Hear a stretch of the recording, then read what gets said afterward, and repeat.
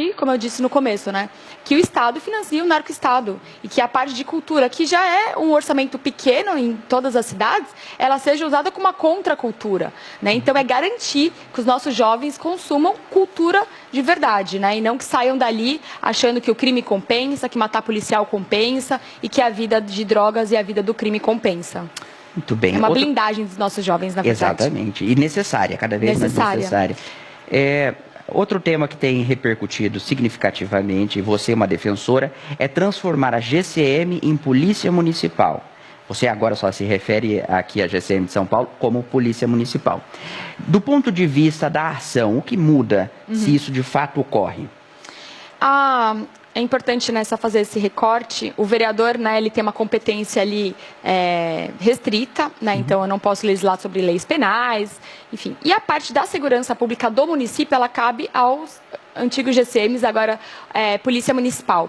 E por que é importante Polícia Municipal? A gente vê em várias cidades, no Japão, até em Nova York, eu estive na Polícia de Nova York, que a Polícia Municipal ela tem uma entrega maior. Por quê? É aquela polícia ou aquela guarda que ela fica muito próxima à comunidade, então que ela conhece o bairro. Se a gente pensar numa PM, ela cuida de um ambiente maior. A guarda ela tem essa prerrogativa de estar mais próxima realmente da população e às vezes de fazer um trabalho até micro ali de segurança. Por exemplo, tem um bairro e aí tem o filho da Dona Maria que ele é usuário de droga. Ele vai saber que é o filho da Dona Maria. Então, às vezes, ele vai até ali na Dona Maria e fala, olha, seu filho está dando problema, sabe, vamos cuidar. Tem uma parte de proteção e também de cuidado maior.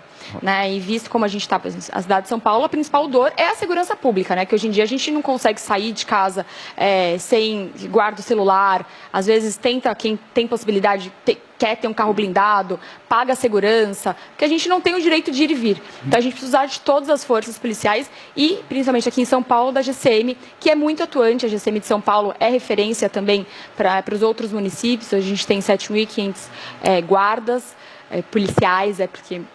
a nomenclatura passou, mas aí derrubaram, então tá nesse limbo, mas dar essa autonomia de policial para eles também é importante, é uma garantia do trabalho deles e também de aposentadoria, então eles merecem esse nome, que não é só o nome, né? Por trás disso tem todo o fortalecimento realmente da polícia. Isso também tem repercutido em outros municípios, né? Sim, os municípios também, eles se espelham em São Paulo e começaram também a protocolar a mudança da nomenclatura.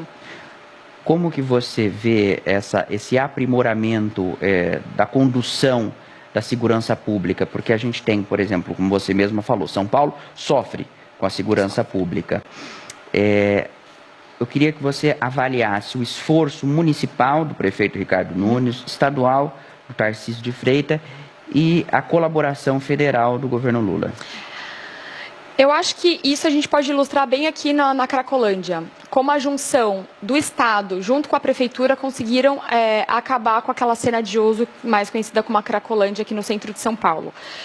Foi um trabalho, né, multidisciplinar e multissecretariado, né, foi a segurança pública, mas junto com defesa civil, junto com, enfim, outros órgãos ali para a gente conseguir minar. A parte da... Então, assim... Eu vou explicar até um pouquinho da Cracolândia, como foi esse fim da Cracolândia. Existia uma comunidade chamada Favela do Moinho, muito próxima, que era o centro de distribuição, era o CD do Comando Vermelho, do PCC, e que fornecia drogas para a Cracolândia. Foi feito um trabalho ali, com polícia, tirando as pessoas dali, porque a desfavelização também tem muito a ver com segurança pública, ninguém merece morar numa favela, todo mundo fala assim, favela é legal. Não, ninguém merece morar numa favela. Se existe uma favela é porque o poder público errou, as pessoas têm que morar em moradia digna e não em favela. Então começaram a retirar as pessoas de lá, dar uma moradia digna para as pessoas, enfraquecer ali aquele crime, policiamento ostensivo, com o GCM e com o PM e com o Canil. Quem ajudou muito, muito foi o Canil, tanto da GCM quanto da PM, farejando a droga e não deixando que a droga chegasse à cena de uso. E aí foi enfraquecendo, a gente fez um trabalho de retirar aquelas pessoas para tratamento, aquelas pessoas estavam lá, eu fui lá em loco, eu em um dia junto com o vice-prefeito, a gente tirou 15 pessoas, de convencimento das pessoas, de falar para as pessoas que aquilo ali não era o lugar dela. Teve um caso até que a gente ligou para a mãe daquela pessoa, ele não tinha o celular, mas ele sabia o nome, a gente ligou para a mãe e falou assim, olha, a gente está tirando seu filho daqui, ela começou a chorar, ela falou que ela estava tentando isso há 10 anos, então de convencimento mesmo. Algumas pessoas saíram realmente, nem todas foram levadas, mas por não ter a droga ali, elas foram se espalhando e foram saindo e a gente acabou. Então, o fim daquela Cracolândia foi o sinônimo de junção das duas forças policiais, tanto do município quanto do Estado. Da União, a gente não vê muita mobilização, ao contrário, né? A gente não tem um trabalho muito forte, mas como a gente tem uma polícia, o secretário da RIT, a gente tem uma polícia aqui muito forte e a GCM também muito atuante, a gente está conseguindo trabalhar nesse aspecto juntos. E a questão de desfavelização é uma coisa que deveria ser pauta do Brasil. Né? Eu estive em Buenos Aires e lá eu perguntei, vocês têm crime organizado? Eles falaram, não, obviamente a gente tem crime, mas não um crime organizado, porque eles desfavelizaram a principal favela lá de Buenos Aires, que era onde tinha o crime organizado. Então eles desorganizaram o crime, porque eles usam das comunidades, que é um local que a polícia não consegue entrar para se organizar no crime. Então a gente falar do crime organizado é também falar de desfavelizar as comunidades. Muito bom você apresentar isso para nós, porque nós temos uma audiência que transcende os limites de São Paulo, e isso muitas vezes é desconhecido por quem nos acompanha em outros estados ou no interior. Então, muito bom a sua participação aqui hoje. Eu vou para um rápido intervalo, Amanda, e na volta a gente continua conversando com a vereadora Amanda Vettorazzo, aqui da cidade de São Paulo. Não saia daí, o Frente a Frente volta já.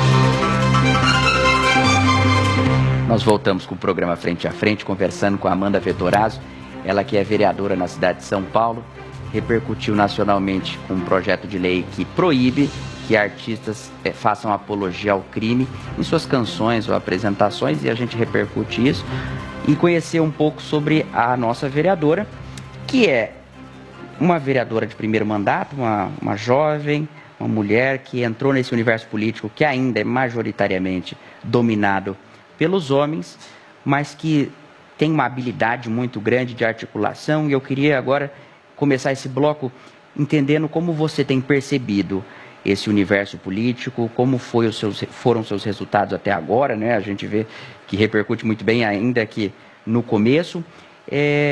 Qual é a sua visão sobre a política, Amanda, nos tempos atuais? Eu não vim de familiar político, né?